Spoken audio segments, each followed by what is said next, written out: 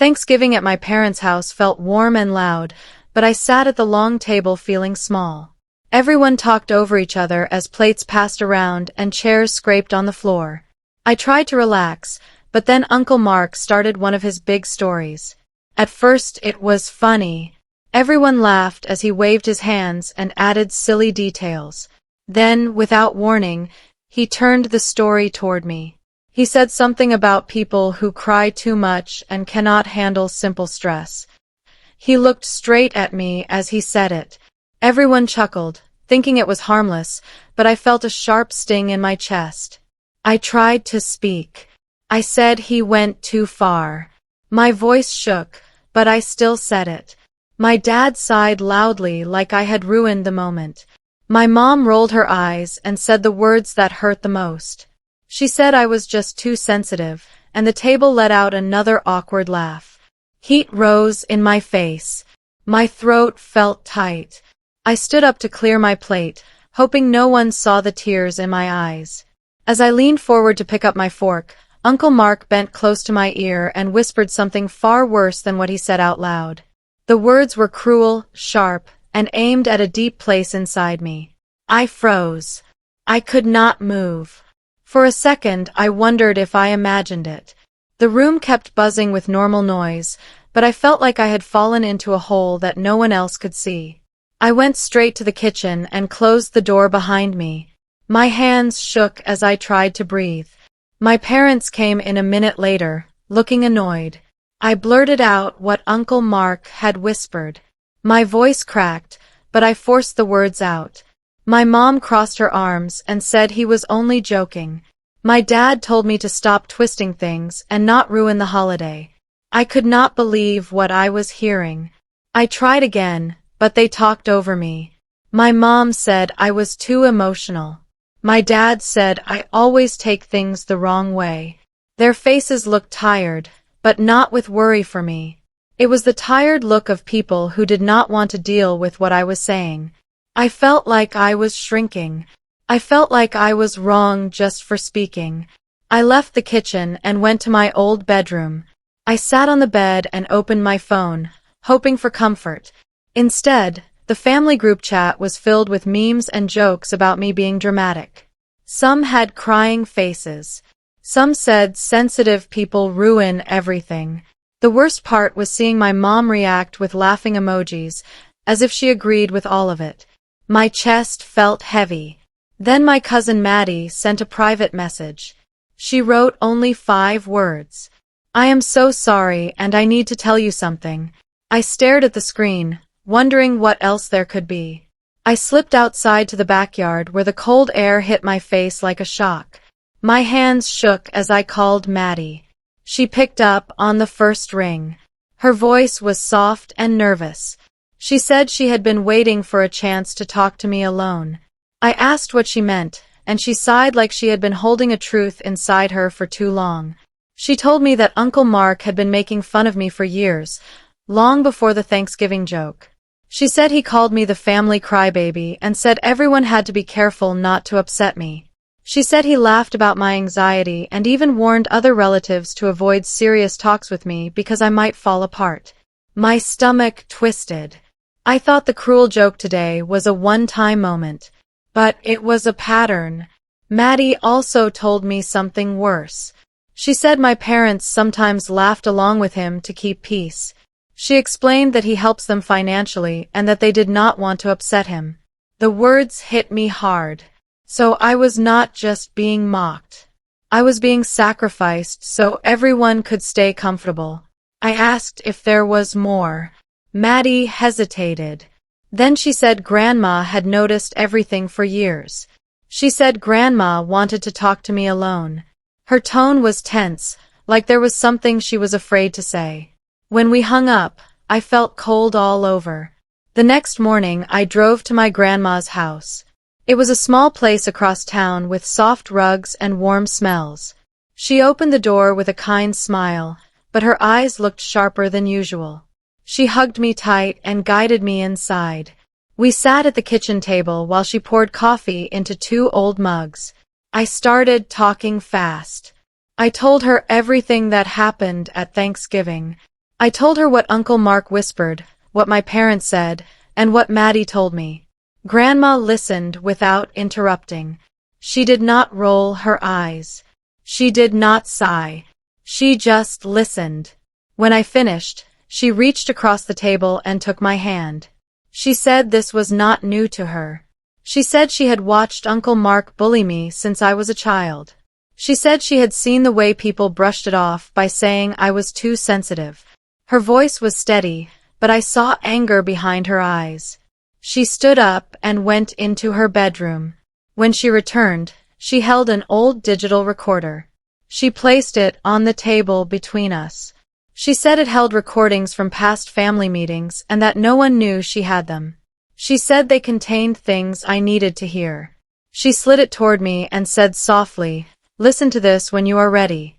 Back in my apartment that night, I lay on my bed with the recorder in my hand. My heart beat fast as I pressed play. Static hissed, then voices came through. They were from a family barbecue years ago.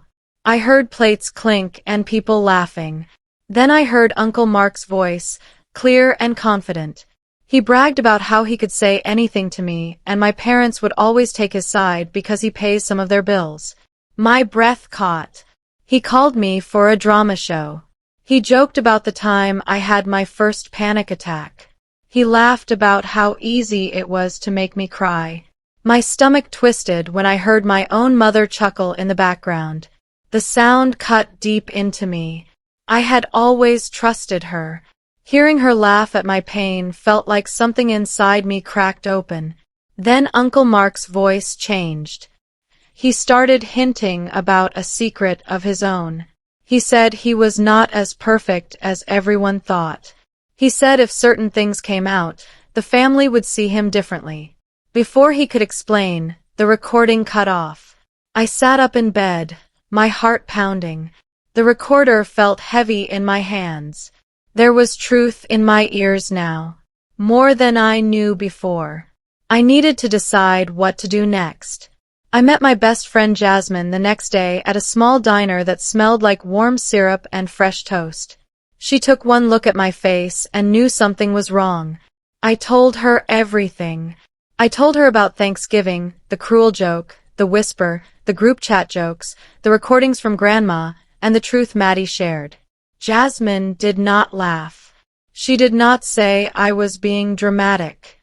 She listened the way a real friend listens. When I finished, she leaned forward and said I was not being overly emotional. She said I was finally seeing what had been happening for years. She told me to start writing every event down. She said that patterns become clearer when they are written out. So I opened my notes app and wrote the first line. Thanksgiving insult. Whispered insults. Gaslighting in the kitchen. Group chat jokes. Every word hurt, but writing it made me feel stronger. I told her I did not want to attend another family event again. Jasmine stirred her drink and reminded me that Grandma's 70th birthday was coming up soon. She asked if I really wanted Uncle Mark to keep hurting me without anyone stopping him. She asked a final question. Do you want peace or do you want respect? I looked at my hands and felt my answer rising. I decided that I would go to my grandma's birthday party, but only with one promise to myself. No more pretending. No more laughing at jokes that hurt me. No more silence.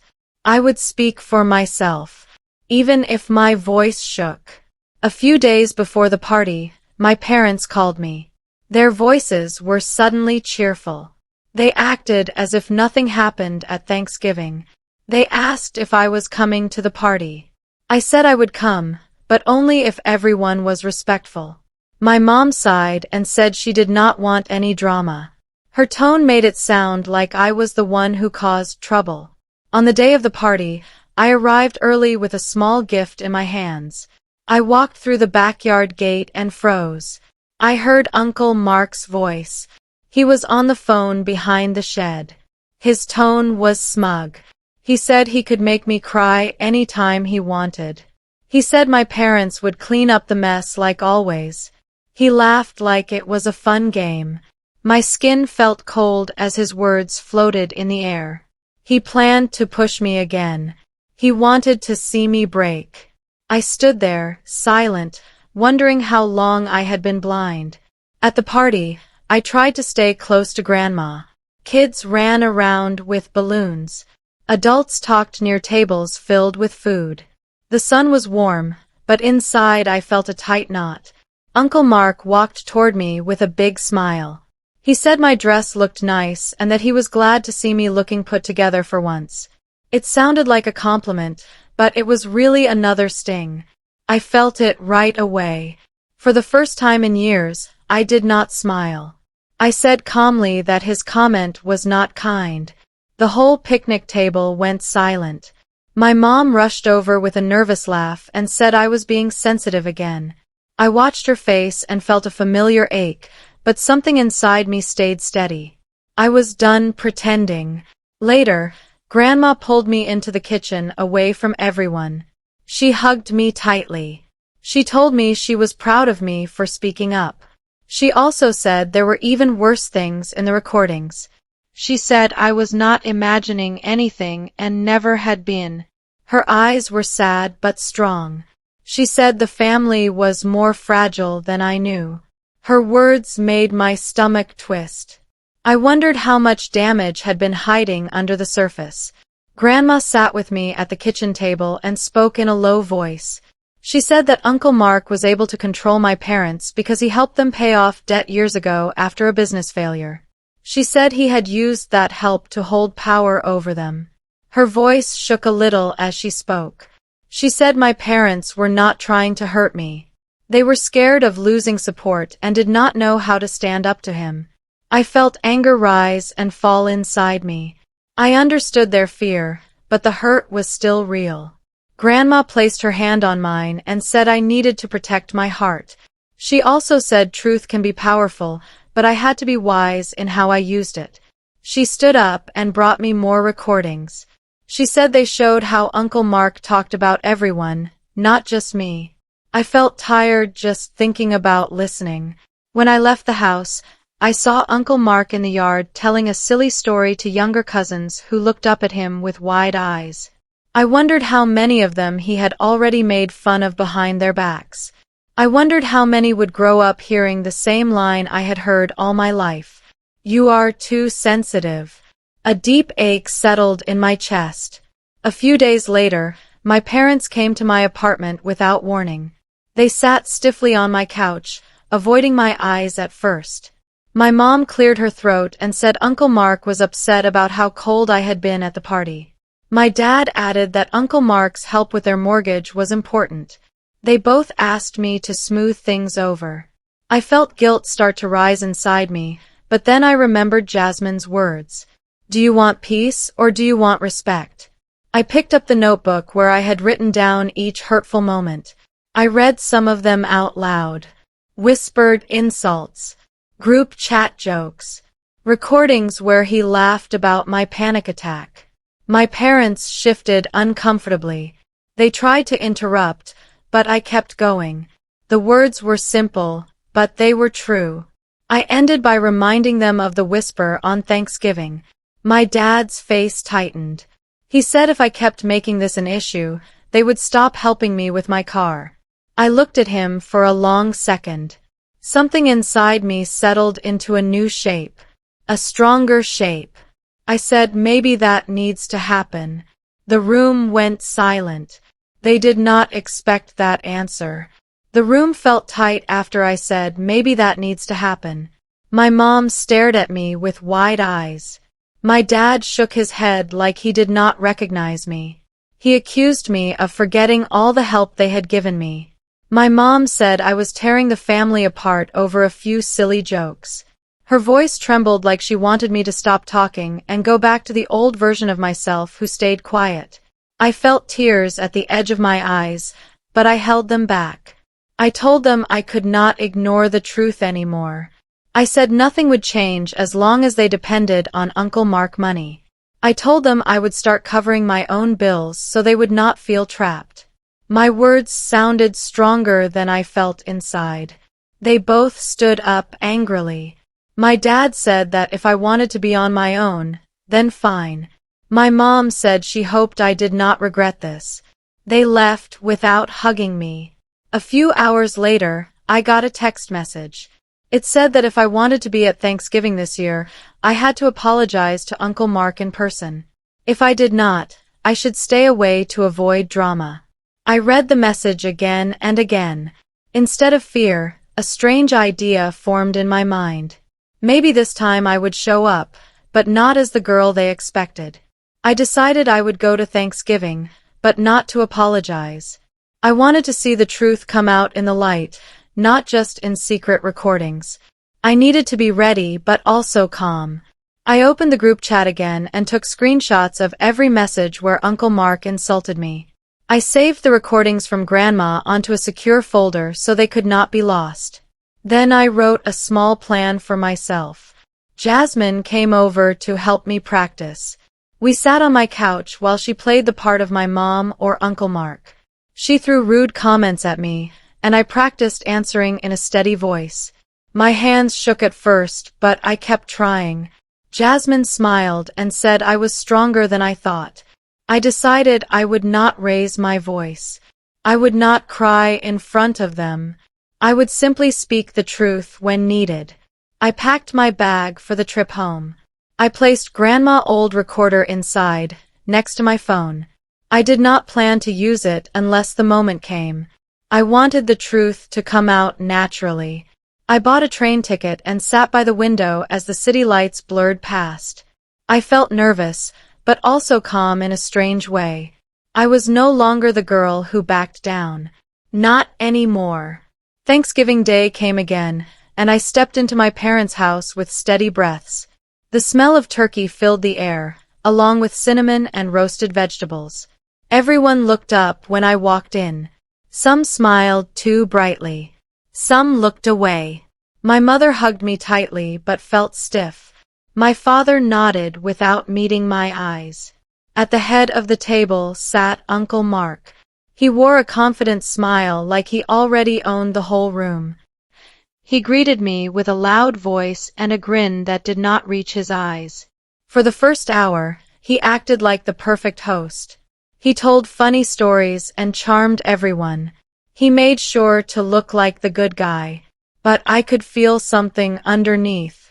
The tension was there, quiet and waiting. As we all sat down to eat, he tapped his glass with his fork and said a joke about people who cannot take a joke. Everyone chuckled politely. He looked at me for a short second. My heart thumped hard. I knew that was his signal. He planned to try something again, and this time he wanted everyone to watch. During dinner, the small jabs began. Uncle Mark asked about my job in a sweet tone, then added a comment about how surprising it was that I had held it this long. He said it like a joke. He made remarks about my tiny apartment and about how I was still single. Each comment was light on the surface but sharp underneath. I answered calmly each time.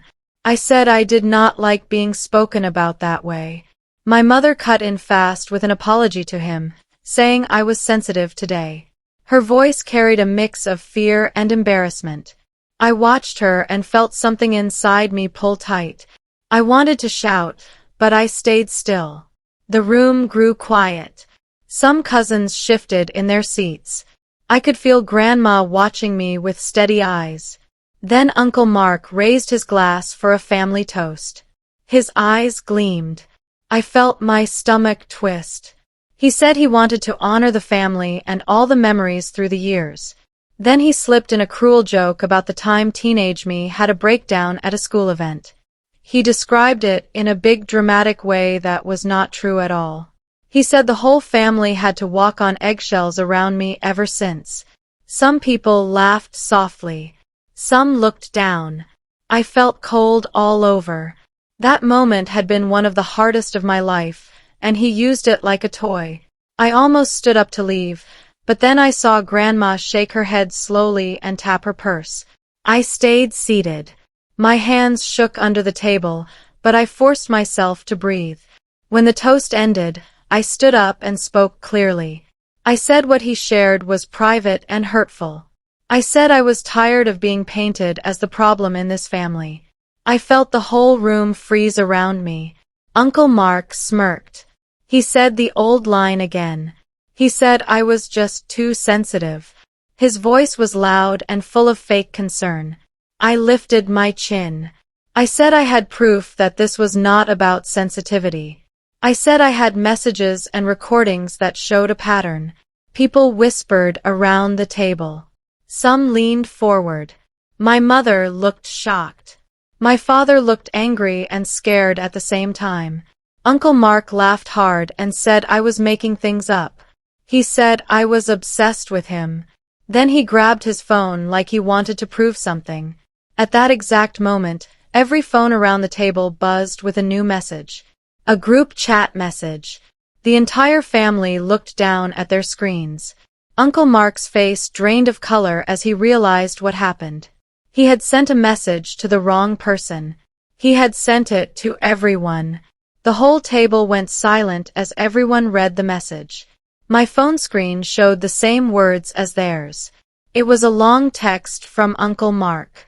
At first I thought it was old, but then I saw the time. It had been sent only seconds ago. He meant to send it to one person, but he sent it to the entire family group chat. He called me a crazy mess. He said my therapy was a joke. He said I looked weak and sad all the time. He said my parents were pathetic for needing his money. He said he wished I would stop showing up at holidays. He said so many cruel things that my hands went cold. No one spoke. The chairs did not move. Forks did not touch plates. It felt like the whole room stopped breathing. Grandma looked at me and nodded once. She told me to read it out loud. My throat felt tight, but I did what she said. I read every word slowly. I did not cry. I did not shake. I just read the truth he had written with his own hand. When I finished, Uncle Mark stood up fast. He said it was a joke. He said I was too sensitive to understand humor. But no one laughed this time. People around the table looked back at their phones. The message was still there. No matter how many times they blinked, the words did not change. Uncle Mark tried to grab his phone and say someone hacked him. But his hands shook, and no one believed him. My mother gasped. My father's face turned red. Some cousins looked angry. Others looked hurt. The room felt heavy with all the truth that had been hiding for years. I whispered that this was how he talked about me behind my back. Uncle Mark shouted that I was lying. He said the message was not what it looked like. He said I was twisting words. But everyone could see what he had typed. There was no way to take it back. Grandma told me to play one of the recordings. She said people needed to hear the rest. I took the old recorder from my bag. My hand brushed the buttons, and for a moment I hesitated. This was real now. This was happening in front of everyone. I pressed play. The backyard sounds from years ago filled the room. People heard Uncle Mark's voice bragging. They heard him talk about how easy it was to control the family by paying bills here and there. They heard him laugh about my panic attack. They heard him say he could make me cry whenever he wanted. It felt strange hearing it in front of everyone. It felt like another version of me had opened a door I never could before. Then they heard my mother softly laugh in the background. My mother covered her mouth with her hands as the sound played. Shame spread across her face. My father looked down at his plate and clenched his fists. The recording went on. Uncle Mark mocked other relatives too. He said cruel things about them like it was a game. When the recording ended, there was a long silence that felt like a storm waiting to break. Then Maddie stood up. Her voice shook as she said he did the same thing to her. She said he made fun of her weight and her grades. She said she stopped coming to family events because she always went home feeling ugly and stupid. Tears rolled down her face as she spoke. The truth kept coming out. After Maddie spoke, something inside the room cracked open. Another cousin stood up and said he made fun of their stutter. An aunt said he mocked her divorce and told people she was desperate. More voices came from around the table. It was like everyone had been holding pain inside, and now the lid had finally come off. Uncle Mark shouted over them. He said everyone was ungrateful. He said his money kept the family alive. He said no one would even own their houses if not for him.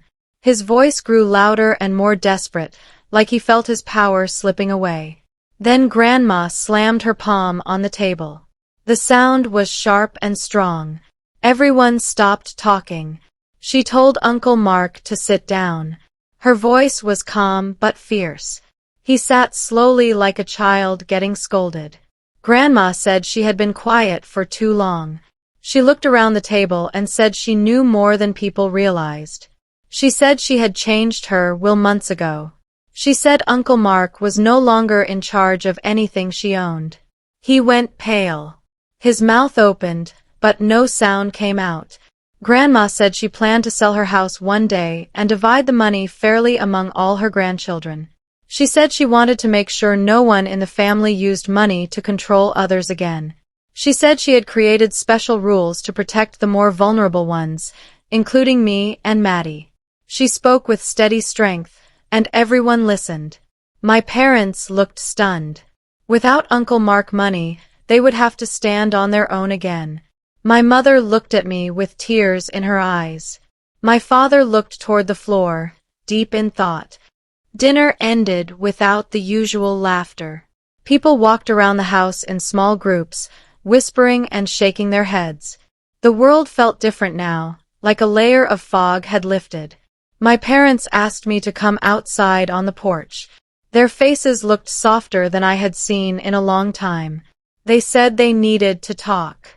They looked scared, sad, and hopeful all at once. I followed them outside, knowing this moment would change everything. The porch was quiet except for the soft sound of wind in the trees. My parents stood close to each other, and for the first time that night, they looked unsure. My mother spoke first. Her voice was shaky. She said she knew Uncle Mark went too far sometimes, but she did not know it was this bad. She said she was afraid of losing his help and did not want to make things worse. Her eyes filled with tears. My father rubbed his forehead. He said he felt trapped for years. He admitted that he let his pride get in the way and that he took it out on me. He said he was scared everything would fall apart if they stood up to Uncle Mark. He said he should have protected me and that he failed. They both apologized. They said they were sorry for calling me too sensitive. They said they had not realized how much their words hurt me. My mother asked if there was any way they could fix this. My father nodded and said he wanted to do better. I listened quietly. For the first time in a long time, I felt like they were speaking to me and not at me. I told them I loved them, but things could not go back to how they were. I said real change had to happen. The night air felt cool on my skin. The truth was finally in the open. I told my parents that we needed a new rule for how we treated each other as a family. I said I could not be part of gatherings where I felt unsafe or mocked. My mother wiped her eyes and asked what that meant. My father waited quietly for my answer.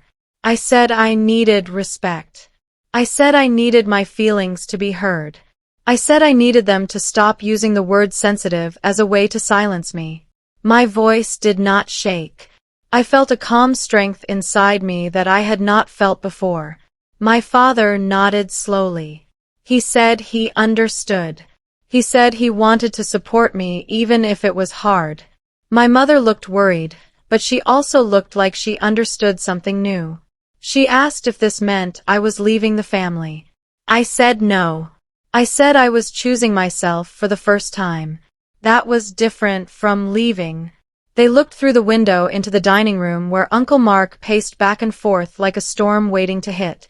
I could tell they knew that the next step would be hard. They squeezed my hands and said they would try. We walked back inside together. Everyone turned to look at us. It felt like the whole house was holding its breath. My parents stepped forward and cleared their throats. The room grew silent. My mother said what happened tonight was not acceptable. She said they had allowed Uncle Mark behavior for too long. My father said they would no longer excuse his comments or his control. He said money would not guide their choices anymore. Then they turned to me. In front of everyone, they apologized for calling me too sensitive. They said they should have listened to me years ago. They said they were proud of me for standing up for myself. Uncle Mark's face twisted with anger.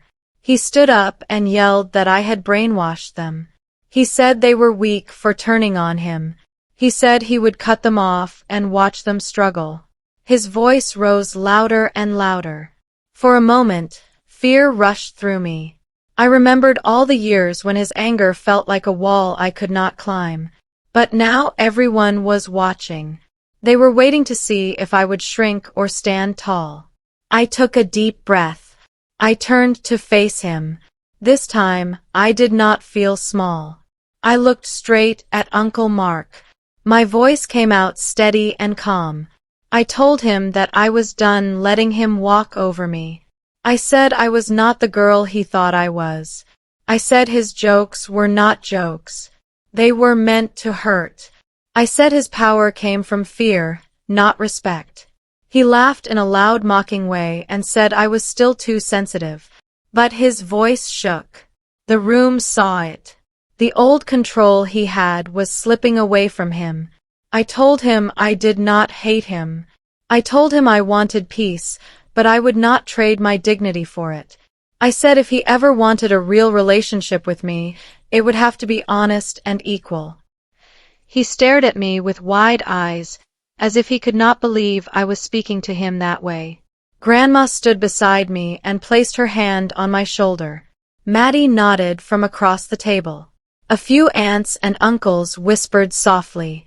It felt like the whole family had changed shape right in front of us. The night felt heavy but also bright, like a weight had finally fallen away. I picked up my coat and said goodbye to everyone, not because I was running away, but because I was choosing myself. I walked out the front door with my head high. The cold air felt clean and new. I did not feel broken or weak. I felt strong. In the weeks that followed, things slowly shifted. Some relatives reached out to apologize. My parents worked hard to rebuild trust. Grandma checked on me often. Uncle Mark stayed silent for a long time. I heard from others that he was embarrassed and angry, but also confused. He had never lost control before. A few months later, I sat at my desk and recorded my story. I wanted to help people who had been told the same hurtful words I heard all my life. I spoke softly into the microphone and said people like us are not too sensitive. We feel deeply, and that is a strength. I ended the recording with a quiet truth. I said I finally believed myself even when no one else did. And that changed everything.